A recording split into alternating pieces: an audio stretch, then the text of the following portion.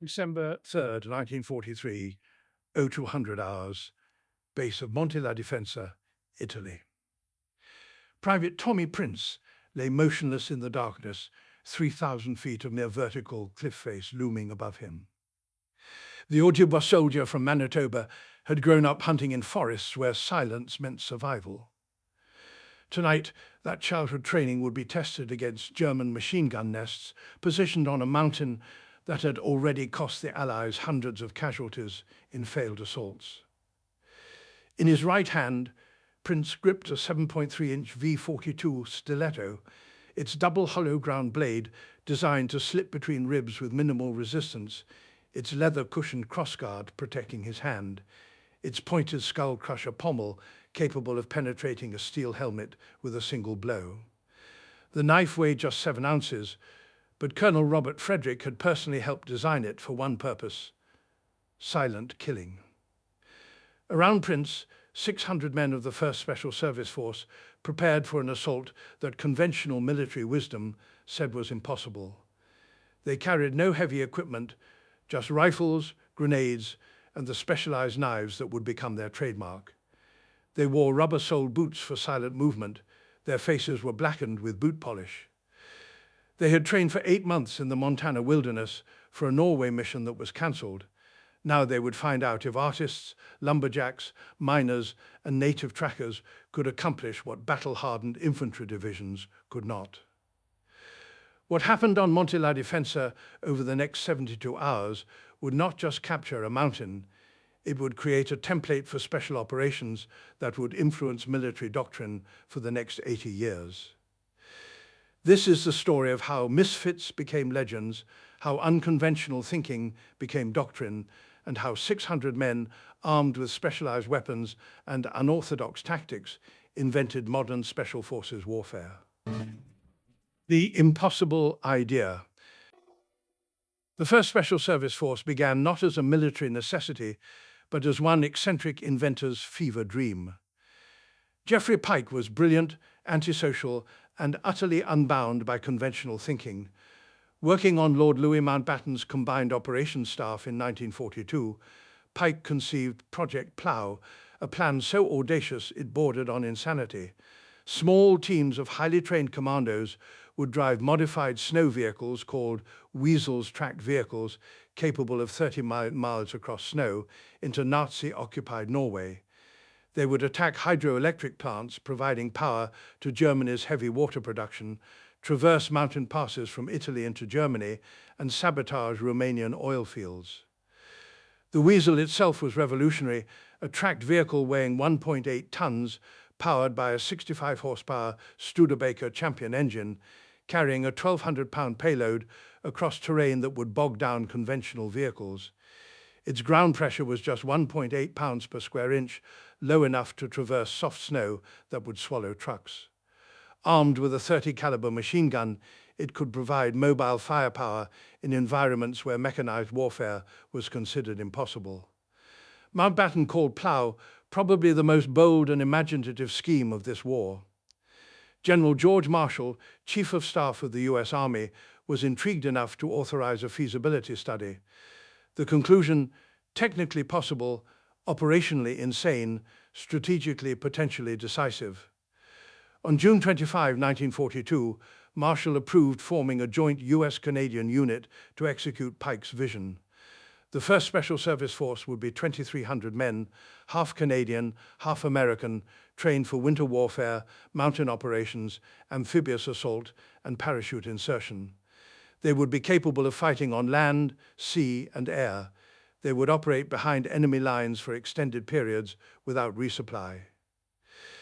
Command went to Lieutenant Colonel Robert T. Frederick, a 35-year-old staff officer who had never led troops in combat.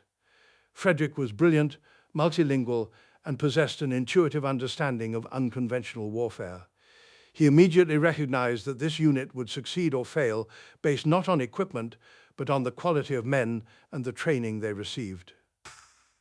The recruitment criteria were specific and unusual: no married men, preference for outdoorsmen, hunters, lumberjacks, forest rangers, explorers, miners, men comfortable with isolation, hardship, and improvisation. Physical fitness was mandatory. Intelligence mattered more than military bearing. The ability to think independently was valued over blind obedience. From Canada came tough frontiersmen, many from logging camps and mining operations. From the United States came soldiers scraped from Fort Benning and Fort Belvoir, paratroopers, engineers, and volunteers seeking something more intense than conventional service. Among them was Tommy Prince, an Ojibwa tracker whose skills in silent movement and fieldcraft would become legendary. There was also Bill Story, a coal miner from Pennsylvania, Robert Burhans, who would document the force's history, men who would become the template for special operators. Training began in July 1942 at Fort William Henry Harrison, Montana, deliberately chosen for its harsh terrain and climate that mimicked Norway. The training regimen was unlike anything in conventional military doctrine. Forging the weapon. Fort Harrison sat in mountainous wilderness 30 miles from Helena, Montana. Summers were scorching, winters brutal. The terrain was perfect for breaking men or forging them into something unprecedented. Frederick designed the training around principles that would seem obvious to modern special forces, but were revolutionary in 1942. Small unit independence, cross-training in multiple specialties, emphasis on physical endurance over parade ground discipline, and integration of combined arms at the squad level. Every man in the force trained as a paratrooper. The C-47 transport aircraft they jumped from cruised at 100-mile bivouac at 1,000 to 1,200 feet altitude. The T-5 parachute canopy measured 28 feet in diameter, providing a descent rate of 16 to 18 feet per second, fast enough that landing injuries were common. But parachute insertion meant the force could deploy anywhere, anytime, without depending on conventional logistics. The physical training was merciless: mountain climbing in full equipment, forced marches covering 60 miles in 20 hours, rock climbing on vertical faces, skiing cross-country while carrying 100-pound packs.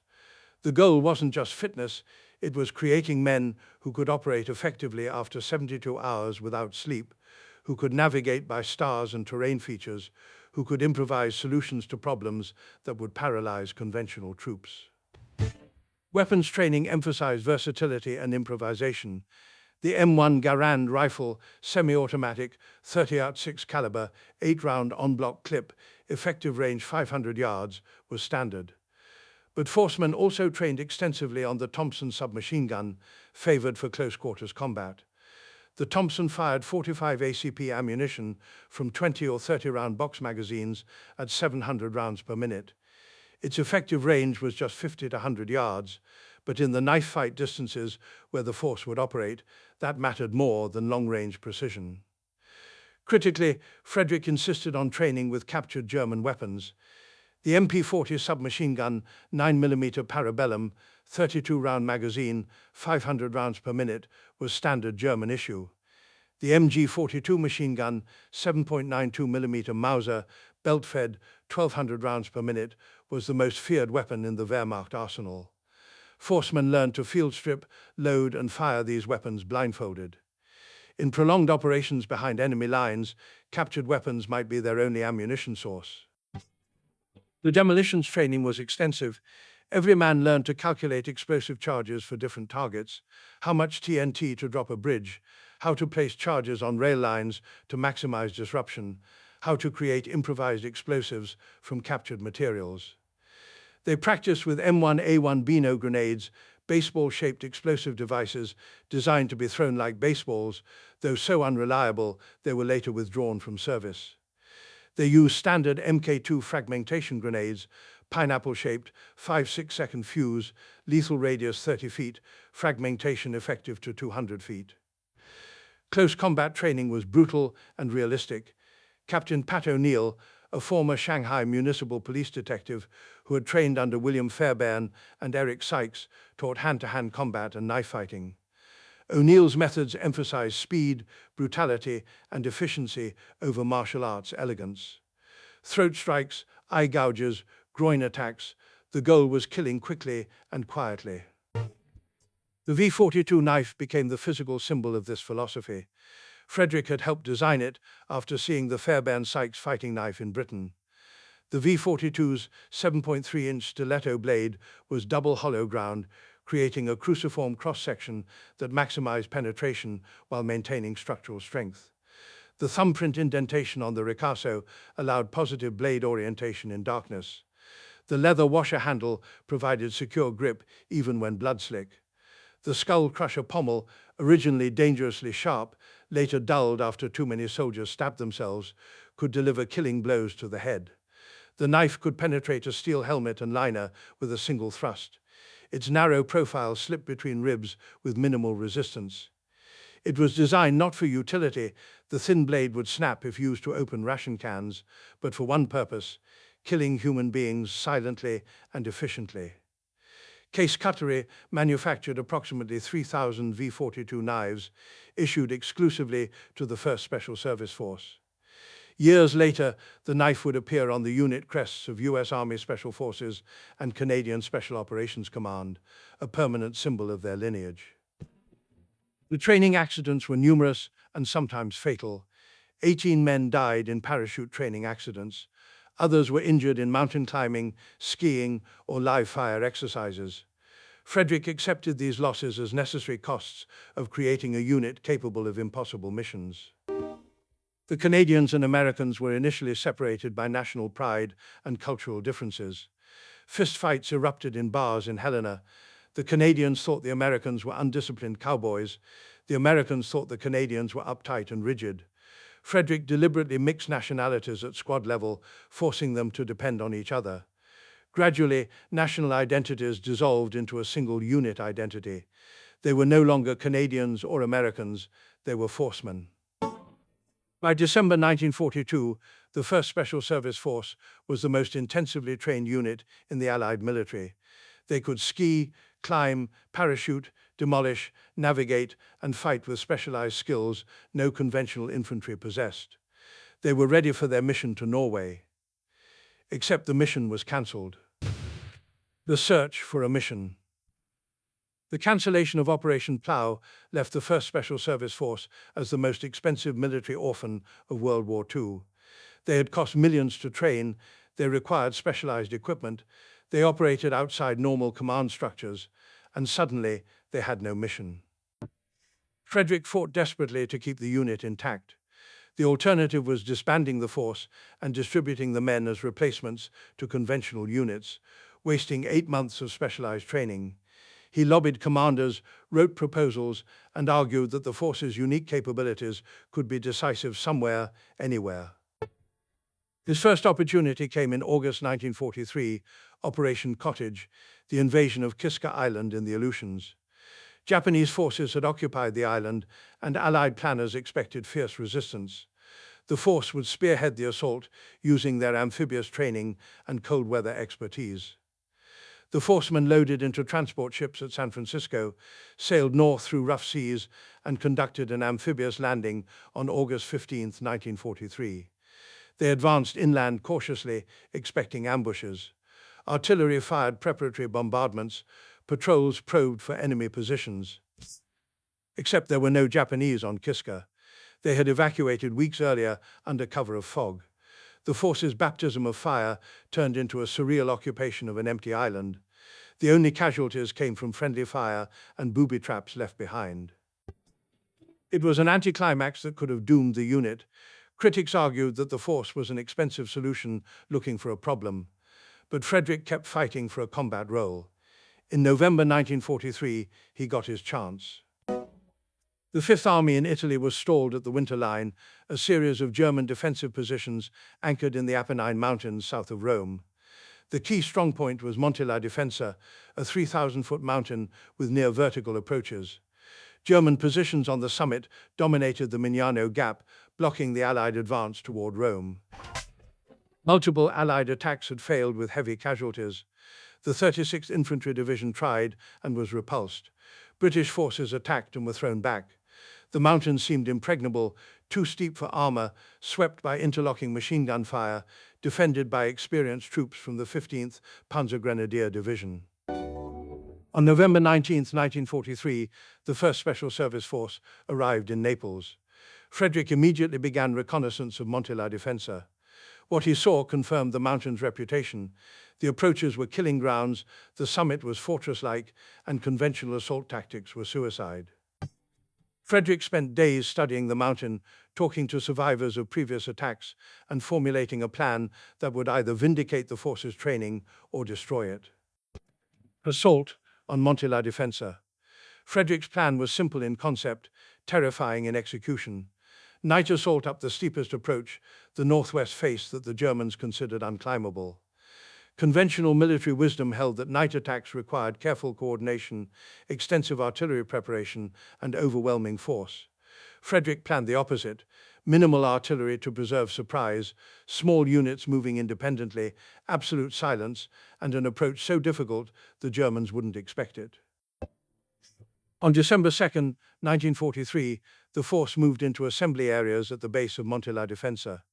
Each man carried minimal equipment: rifle or Thompson, grenades, ammunition, water, and the V-42 knife. No blankets, no extra food, no comfort items. They would climb 3,000 vertical feet in darkness, assault prepared positions, and hold against inevitable counterattacks.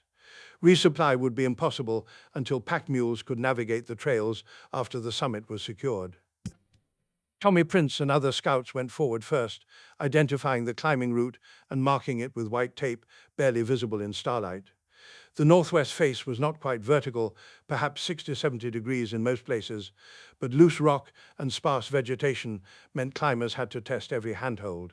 At 1800 hours on December 2nd, the assault began. 600 men started climbing in absolute silence. No talking, no smoking, equipment wrapped to prevent noise. The only sounds were breathing, the occasional rattle of dislodged rocks, and whispered warnings passed man to man. The climb took hours. Men hauled themselves up using roots, rocks, and sheer determination. Some sections required ropes. The weight of weapons and ammunition made every movement exhausting. But the Germans, confident that the northwest face was impassable, had positioned only light security there. At 0200 hours on December 3, the lead elements reached positions just below the summit. German bunkers and fighting positions were visible in starlight, unaware of the threat emerging from the unguarded approach. At 0400 hours, Frederick gave the signal. The attack erupted from silence. Forcemen rose from positions and charged the nearest German positions. The fighting was intimate and brutal: grenade exchanges at 10 yards, Thompson bursts into bunkers, knife work in trenches. The Germans, caught completely by surprise, fought back desperately but couldn't coordinate a defense. Private First Class Robert Burhans, advancing with the 2nd Regiment, described it years later. "We hit them before they knew we were there. Grenades went into bunkers, Thompsons hammered into fighting positions, men with V-42s went into trenches and came out bloody. It was vicious, chaotic, and over in minutes for the first line of positions. Then we faced the real defenses." The German main positions were reinforced bunkers with interlocking fields of fire. As dawn broke, German artillery from surrounding peaks began hammering the summit. Counterattacks came in waves, veteran panzer grenadiers determined to retake the mountain. The force held by margins, measured in yards and minutes. German MG-42 machine guns firing 1,200 rounds per minute, a rate so high it sounded like cloth tearing, swept the rocky summit. Mortar fire rained constantly.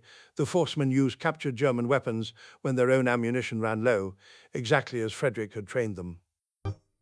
Private Tommy Prince distinguished himself during the defense, leading a patrol that destroyed a German observation post and killed several enemy soldiers in close combat. His fieldcraft, ability to move unseen, read terrain, and locate enemy positions was invaluable on a battlefield where every movement drew fire. By December 6, after 3 days of continuous combat, Monte la Defensa was secured. The cost was heavy: 77% casualties among units engaged, 511 total, including 91 dead, 9 missing, 313 wounded, and 116 exhaustion cases. But they had accomplished what conventional forces could not. The mountain that had repulsed multiple attacks fell to 600 men using unconventional tactics, specialized training, and absolute determination. The doctrine of night raiding. Monte la Defensa established the first Special Service Forces tactical reputation. But it was at Anzio where they would perfect the operational art of special warfare. On January 22nd, 1944, Allied forces conducted an amphibious landing at Anzio, south of Rome, attempting to outflank German defenses. The landing achieved tactical surprise, but operational timidity allowed German forces to contain the beachhead. What was intended as a breakthrough became a siege. On February 1, 1944, the 1st Special Service Force arrived at Anzio to replace the 1st and 3rd Ranger battalions, which had been decimated at Cisterna. The force was assigned the right flank of the beachhead, a 13-kilometer sector along the Mussolini Canal, a drainage project 60 yards wide at its widest point, deep enough to form an effective anti-tank barrier. 13 kilometers of front for 1,400 men was a ratio that would horrify conventional commanders. Standard doctrine called for one battalion to hold 1,000 yards of front in defensive positions. The force was holding 10 times that with half the manpower. Frederick's solution was aggressive defense through relentless patrolling.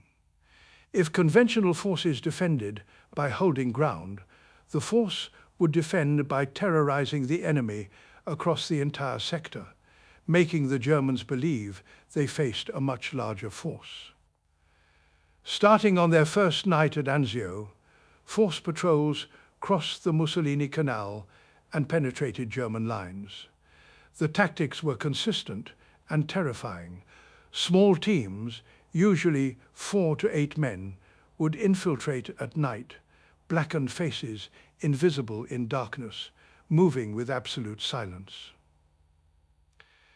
Their objectives varied: cut communication lines, snatch prisoners for interrogation, plant mines on trails, ambush patrols, raid command posts.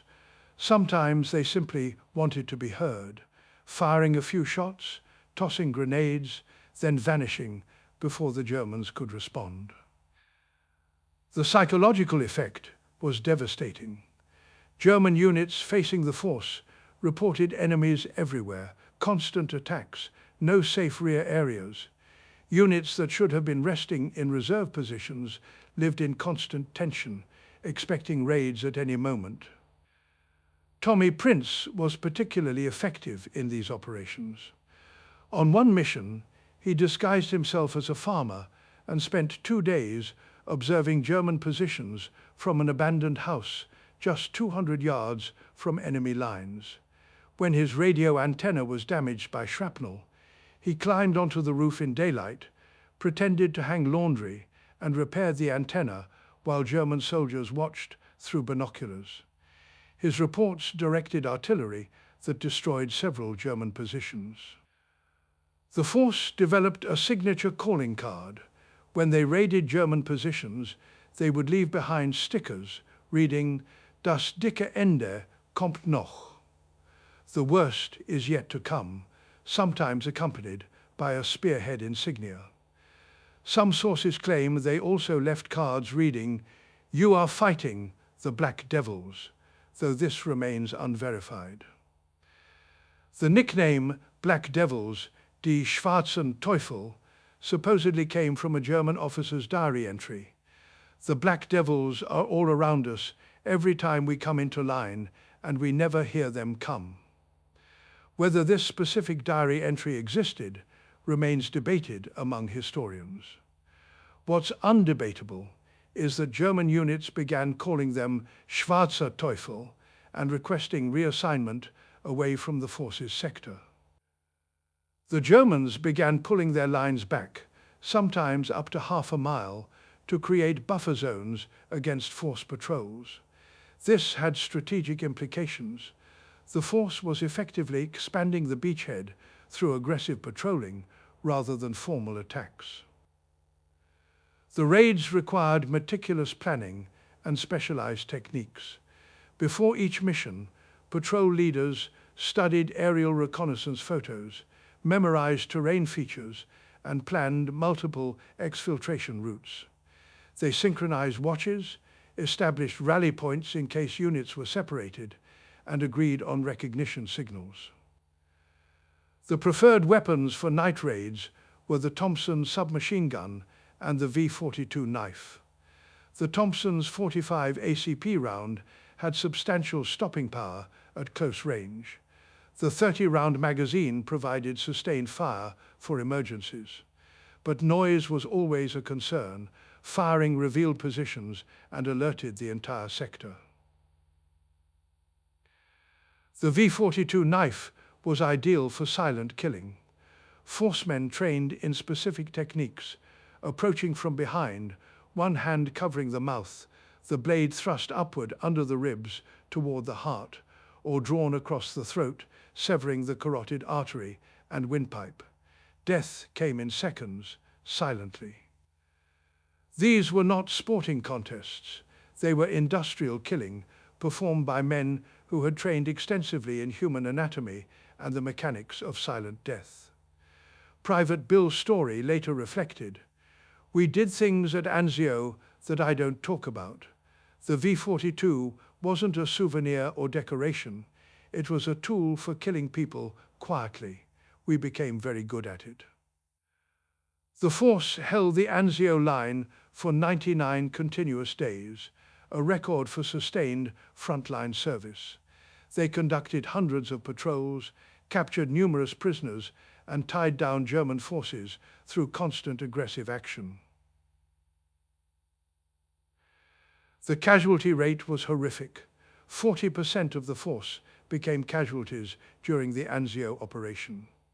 But they had achieved their mission, holding an impossible sector through unconventional tactics that conventional military doctrine said wouldn't work. The race to Rome. When the breakout from Anzio began in May 1944, the 1st Special Service Force was positioned for perhaps its most visible moment, leading the race to Rome. On June 4, 1944, at 0106 hours, Frederick received orders from General Keyes: enter Rome and secure 6 bridges over the Tiber River before German forces could destroy them. The city's capture would be a major propaganda victory, the first Axis capital to fall to Allied forces. The first elements of the force entered Rome at 0630 hours. Hitler had given Field Marshal Kesselring permission to abandon Rome as an open city, but German rear guards, flak wagons, and snipers still contested the advance. The force fought through streets transformed into battlefields. German 88mm flak guns, normally used for anti-aircraft defense, but equally effective against ground targets, covered key intersections. Snipers positioned in buildings picked off careless soldiers. Self-propelled guns dueled with pursuing Allied armor. The fighting was urban combat at its most chaotic. Individual squads improvised solutions to immediate problems, flanking machine gun nests through buildings, using captured Panzerfausts against German vehicles, coordinating with Italian partisans who knew the city's layout. By evening, the force had secured all 6 bridges intact and controlled key sections of central Rome. Frederick established a command post, exhausted but satisfied. His unit had been first into the Eternal City. The celebration was brief. Frederick ordered his officers to overlook minor infractions. The forcemen had earned the right to blow off steam. They gorged on Italian food, caroused with local women, and acquired souvenirs that included Vatican furniture and artwork. After a series of complaints and threatened inspections, most of the stolen items were quietly returned. But on June 23, 1944, Frederick assembled the force for an announcement that devastated morale. He had been promoted to Major General and given command of the 1st Airborne Task Force for Operation Dragoon, the invasion of southern France. He was leaving the force.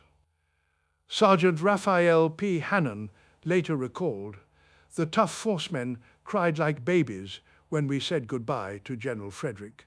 He'd been with us from the beginning. He'd led from the front, been wounded multiple times, shared every hardship. Losing him felt like losing our souls." Command passed to Colonel Edwin Walker, who had led the 3rd Regiment. Walker was competent and brave, but he wasn't Frederick. The force would never be quite the same. Operation Dragoon, the final mission. On August 14, 1944, the 1st Special Service Force, now restored through recruitment to about 2,000 men, prepared for Operation Dragoon, the amphibious invasion of southern France. Their objective was the Île d'Hyères, Port Cross, and Île du Levant, small islands off the French coast, fortified by German forces. 5 forts defended the islands, positioned to interdict Allied shipping lanes. Taking them would secure the invasion's southern flank. The force launched from Corsica in destroyer escorts. The amphibious assault began at night, the force's preferred operating environment. They landed on beaches swept by machine gun fire, took casualties in the surf, and immediately pushed inland against prepared defenses. The forts were serious obstacles, reinforced concrete structures with interlocking fields of fire, protected by minefields and wire obstacles. But the force had developed techniques for reducing fortifications at Monte la Defensa and Anzio. They used satchel charges, canvas bags containing 15 to 20 pounds of TNT with time delay fuses placed against bunker entrances or ventilation shafts. They threw grenades through firing slits. They used flamethrowers when available, M22 flamethrowers with 50-gallon fuel capacity, projecting burning fuel 130 feet, absolute terror weapons in confined spaces. The fighting was brutal. German defenders knew surrender meant captivity, so they fought with desperate courage. But the force's training, combined with naval gunfire support from offshore destroyers, gradually overwhelmed the defenses.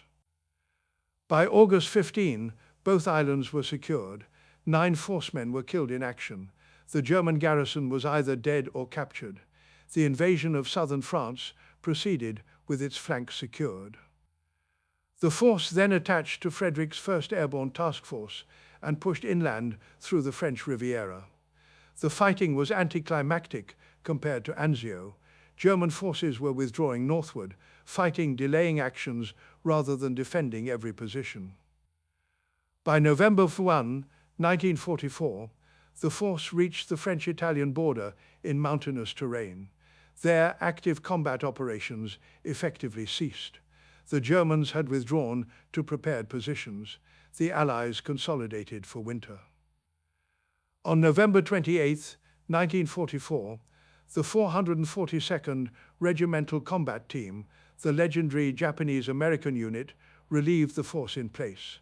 The forcemen moved to Villeneuve-Loubet for what everyone suspected, but nobody wanted to say, disbandment. The end of the Devil's Brigade. On December 5, 1944, in Villeneuve-Loubet, France, the 1st Special Service Force was officially disbanded. The reasons were multiple and complex. Frederick, the force's creator, commander, and spiritual leader, was gone. Recruitment had become difficult. The caliber of men who had formed the original force was impossible to find. The unit's specialized training took too long for wartime needs. Most critically, the force's role had become unclear as the war entered its final phase. The force had been created for raids behind enemy lines, winter warfare, and unconventional operations. As Allied armies pushed deep into Germany, these missions became less relevant. Conventional forces could accomplish most objectives. the specialized capabilities that made the force unique were less needed. The Canadian members returned to Canadian Army units, primarily the 1st Canadian Parachute Battalion. The American members were distributed to various units or sent home based on accumulated service points. Some went to the 474th Infantry Regiment, which inherited the force's lineage. Others joined airborne divisions. The statistics of the force's service were staggering. Approximately 1,800 men at peak strength, credited with roughly 12,000 German casualties killed or wounded, 7,000 prisoners captured, and an attrition rate exceeding 600%, meaning the average position in the force was filled more than 6 times due to casualties. They had participated in 8 major campaigns: Aleutians, Italy, Anzio, Rome, southern France, and operations along the French-Italian border. They had fought 22 separate battles without losing a single one. They had accomplished every mission assigned, despite being consistently under strength and inadequately supported.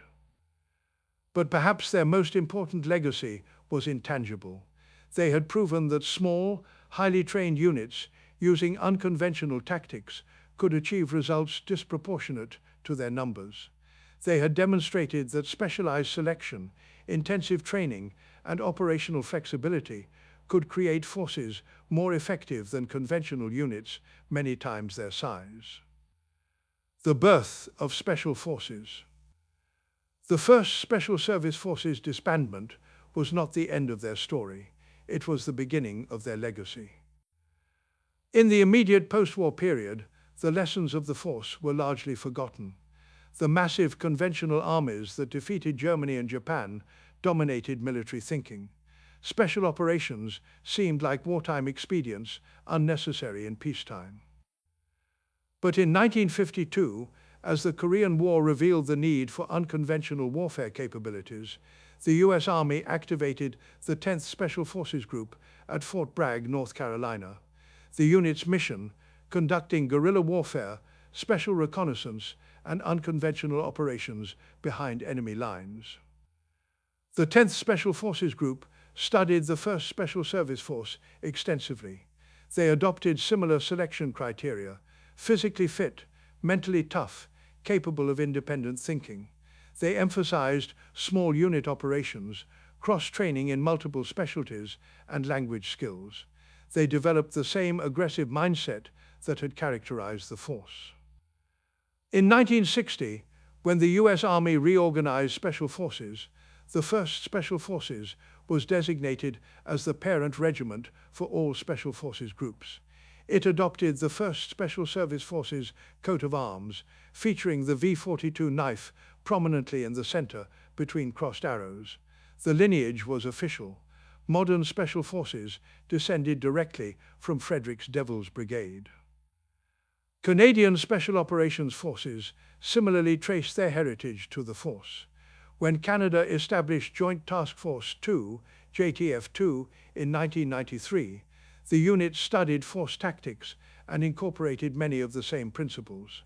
The Canadian Special Operations Forces Command, established in 2006, features the V-42 knife in its badge. The tactical innovations pioneered by the force became standard special operations doctrine. Infiltration techniques, night operations, use of specialized weapons, aggressive patrolling, and psychological operations designed to make small units appear much larger. The force's approach to night raids, small teams, absolute silence, quick violence, rapid exfiltration, became the template for modern direct action missions.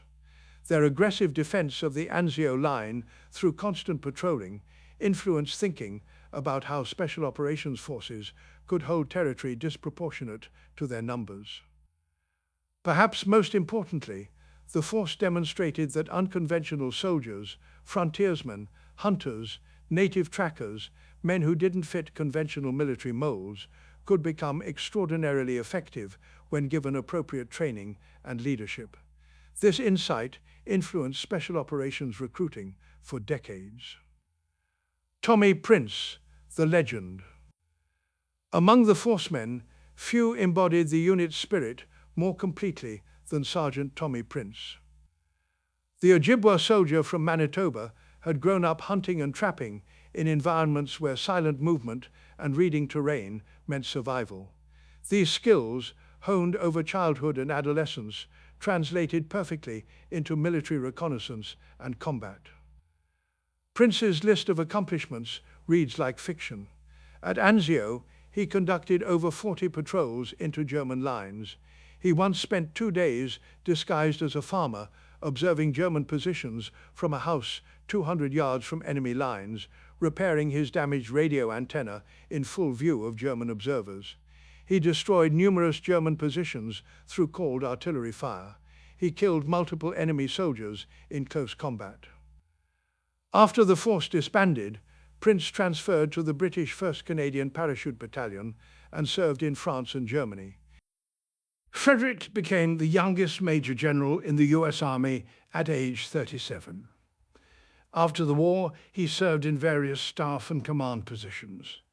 He retired in 1952 and worked in private industry until his death in 1970. Frederick never sought publicity or recognition.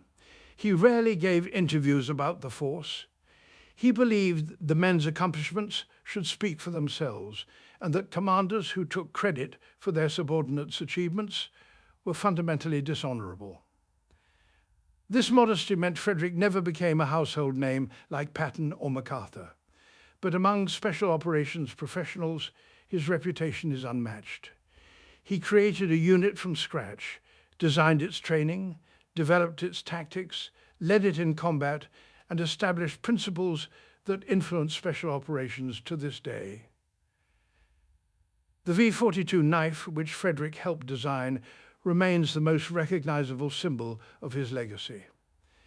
Every time a Special Forces soldier wears the unit crest, featuring that distinctive stiletto blade, they're carrying forward Frederick's vision of what special operators should be. The technical legacy. The first Special Service Forces innovations extended beyond tactics to equipment and organizational structure that influenced military development for decades. The Johnson light machine gun, tested extensively by the force, demonstrated that automatic weapons could be light enough for individual soldiers while maintaining suppressive firepower. The M1941 Johnson LMG weighed just 13 pounds, fired 30-06 ammunition from 20-round magazines at 300 to 900 rounds per minute, depending on setting, and could be operated by a single soldier. Though never adopted as standard US Army issue, the force's experience with it influenced post-war light machine gun development.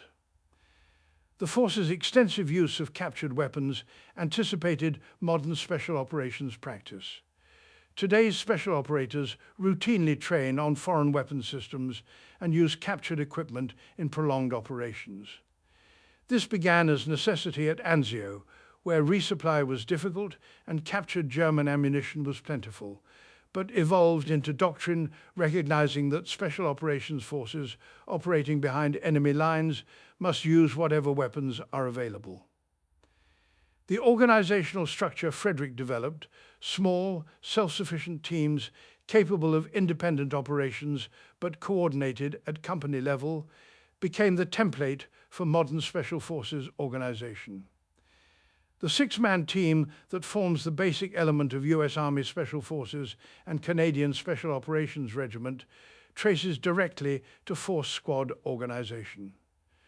The force's emphasis on cross-training, every man trained in demolitions, first aid, navigation, communications, and multiple weapon systems, anticipated modern special operations selection criteria. Contemporary special operators are expected to be multi-capable, exactly as forcemen were 80 years ago. The concept of joint US-Canadian military operations, while not unprecedented, was demonstrated with unusual success by the force. The integration of 2 nationalities at the small unit level, despite initial friction, proved that effective military units could transcend national boundaries when properly led. This lesson influenced NATO Special Operations Cooperation and modern multinational special operations task forces. The myth and the reality. Over decades, the first Special Service Forces story accumulated myths that sometimes obscured the reality. The Black Devil's nickname is widely reported, but historically questionable. The story of German soldiers calling them Die Schwarzen Teufel comes primarily from post-war accounts and promotional materials. Contemporary German documents rarely mention the force specifically, instead referring to American commandos or simply the enemy. This doesn't diminish the force's achievements, it simply means their psychological impact, while real, was perhaps less systematic than the mythology suggests.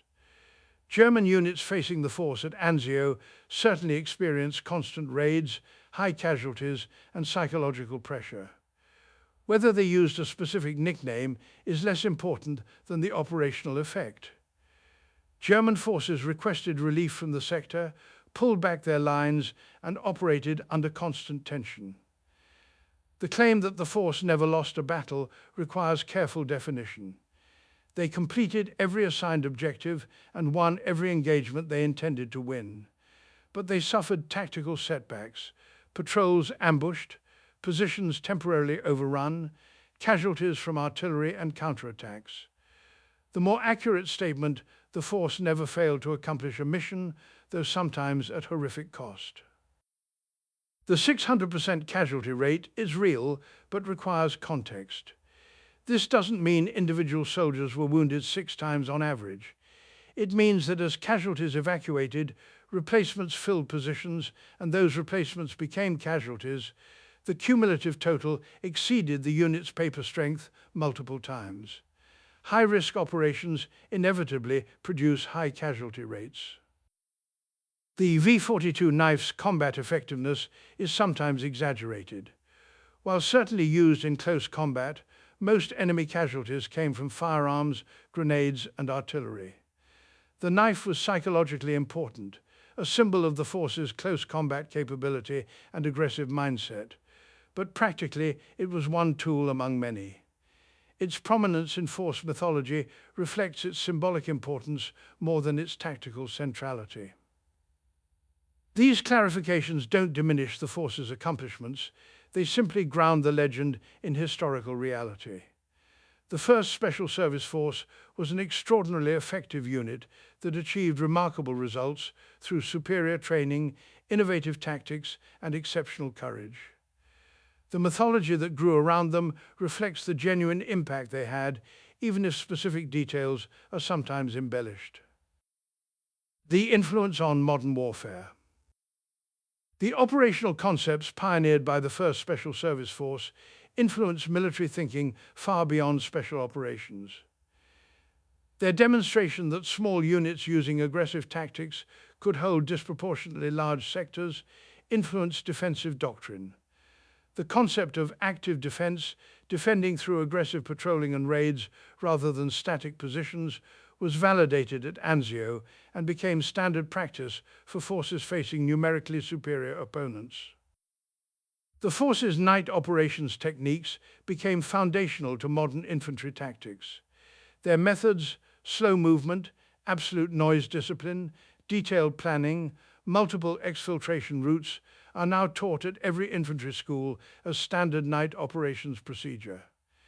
The technological improvements, night vision devices, infrared markers, GPS navigation, simply enhanced techniques the force developed with 1944 technology. The emphasis on physical fitness and environmental adaptation influenced military training across services. The realization that soldiers operating in extreme conditions, mountains, jungles, deserts, required specialized acclimatization and equipment was partly driven by observing the force's Montana training and Italy operations. The integration of combined arms at small unit level, squads equipped with automatic weapons, demolitions, communications, and specialized weapons, anticipated modern infantry squad organization. Contemporary mechanized infantry squads carry automatic weapons, grenade launchers, anti-tank weapons, and radios as standard equipment, operating with independence that would have been impossible in World War II conventional units, but was routine for the force. Perhaps most significantly, the force demonstrated that Special Operations Forces are not simply elite infantry. They're units with fundamentally different operational concepts, training requirements, and employment doctrine. This insight influenced the creation of separate Special Operations Commands in the US, Canada, Britain, and other nations. The personal costs. Behind the operational statistics and tactical innovations were human costs that affected forcemen for the rest of their lives. Many returned from the war with physical wounds that never fully healed. The medical technology of 1944 could save lives, but couldn't prevent long-term complications. Men lived with shrapnel embedded in their bodies, damaged joints from parachute landings, hearing loss from explosions, and scars from wounds that would have killed them in earlier wars. The psychological wounds were often worse. Post-traumatic stress disorder wasn't understood in 1944. It was called combat fatigue or shell shock and treated as weakness. Forcemen who had killed at close quarters, watched friends die, and operated under constant stress for months had no therapeutic framework to process these experiences. Private Bill Story, the Pennsylvania coal miner who became an expert with the V-42 knife, struggled with alcoholism for years after the war. He rarely spoke about his service, and when he did, it was with visible pain. "We did what we had to do," he said in a 1980s interview, "but it changes you. The things you see, the things you do, they don't leave you, ever." Many forcemen found post-war civilian life incomprehensibly boring. After experiencing combat's intensity and the camaraderie of the force, normal life seemed empty. Some re-enlisted, seeking to recapture what they'd lost. Others struggled with jobs, relationships, and the persistent sense that nothing would ever matter as much as what they'd done in Italy. The unit reunions, which began in the 1960s and continued until the last veterans died, provided community that many forcemen couldn't find elsewhere. These gatherings weren't about reliving glory. They were about being with people who understood experiences that couldn't be explained to anyone else. At these reunions, elderly men with arthritis and hearing aids would embrace and weep, remembering not just victories, but friends who never came home. They would drink and tell stories, some funny, some tragic, all true. And they would acknowledge what civilians could never fully understand, that service in the 1st Special Service Force was the defining experience of their lives, for better and worse. The final formation. By the early 2000s, the surviving forcemen numbered in the dozens. Age and illness claimed more every year. The men who had climbed Monte la Difensa in darkness, raided across the Mussolini Canal, and entered Rome first, were dying as all men eventually die. The last reunion occurred in 2014, the 70th anniversary of the force's disbandment. Just a handful of veterans attended, now in their 90s, frail but still carrying themselves with the bearing of men who had done extraordinary things. They visited memorials in Montana, where their training had begun. They met with active duty Special Forces soldiers who thanked them for establishing the traditions they now upheld. They shared stories one more time, knowing these would be the last gatherings. The last verified surviving member of the 1st Special Service Force was Joseph Springer, who died in January 2018 at age 98. His passing marked the end of living memory. No forceman remains to tell their story from personal experience. But the legacy lives on in multiple forms. The U.S. Army's 1st Special Forces Regiment maintains the lineage officially, inheriting the force's coat of arms, battle honors, and organizational history. Canadian Special Operations Forces Command similarly acknowledges the force as foundational to Canadian Special Operations heritage. The V-42 knife appears on unit crests, memorial plaques, and monuments worldwide. Original V-42s, when they occasionally appear for sale, command extraordinary prices from collectors, not just as military artifacts, but as symbols of what the force represented. The tactics are taught at every special operations school. Students study Monte la Defensa as an example of infiltration techniques. They analyze Anzio operations as demonstrations of aggressive defense. They learn from Frederick's leadership style and the force's organizational innovations. Conclusion. The spirit of the force. The first Special Service Force existed for just 31 months, from activation in July 1942 to disbandment in December 1944. In that brief period, approximately 2,400 men served in the unit. They fought in 8 campaigns, suffered over 2,300 casualties, and accomplished every assigned mission. Rigoureusement, the statistics are impressive, but insufficient to capture what the force represented. At its core, the first Special Service Force demonstrated that military effectiveness comes not from conformity, but from identifying exceptional individuals and giving them specialized training, appropriate equipment, and competent leadership. Frederick understood that frontiersmen, hunters, and trackers possess skills more valuable than parade ground discipline. He created an environment where these skills could be developed into combat capabilities. The force proved that unconventional tactics, night raids, infiltration, psychological operations could achieve results that conventional operations couldn't match. 600 men climbing Monte la Defensa's northwest face succeeded where battalions attacking frontally had failed. 13 kilometers of Anzio front held by aggressive patrolling required fewer men than conventional defense. Most importantly, the force established the principle that special operations require fundamentally different approaches to selection, training, equipment, and employment than conventional forces. This wasn't obvious in 1942. It seems obvious now because the force and similar units demonstrated it conclusively. The modern special operations community, U.S. Special Forces, Navy SEALs, Army Rangers, Canadian Special Operations Regiment, British SAS, and dozens of other units worldwide, all trace conceptual lineage to the first Special Service Force. The specific tactics and technologies have evolved dramatically, but the fundamental principles remain unchanged. Small, highly trained units using unconventional methods can achieve disproportionate results.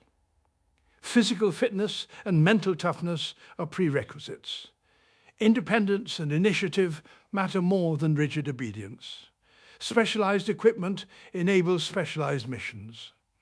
And leadership by officers who share their men's hardships creates unit cohesion that no amount of discipline can replicate. In the mountains of Montana, elderly men once gathered who remembered when these principles were tested for the first time. They remembered climbing in darkness, fighting with knives, holding impossible positions. They remembered friends who never came home and missions that succeeded against all expectations. Those men are gone now, but their legacy lives in every special operator who conducts a night raid, every team that completes a mission conventional forces couldn't attempt, every soldier who wears the V-42 knife as a symbol of heritage earned in blood. The Devil's Brigade is gone, but the spirit they embodied, courage, innovation, determination, and the absolute refusal to accept that anything is impossible, that spirit survives wherever special operators carry forward the traditions forged in the frozen hell of Monte la Defensa and the moonlit raids across the Mussolini Canal. They were 2,400 men who changed how wars are fought. They were farmers and hunters, miners and artists, Americans and Canadians who became brothers in the only brotherhood that matters, the one forged in combat when lives depend on the man beside you. They were the first Special Service Force. They were the Devil's Brigade.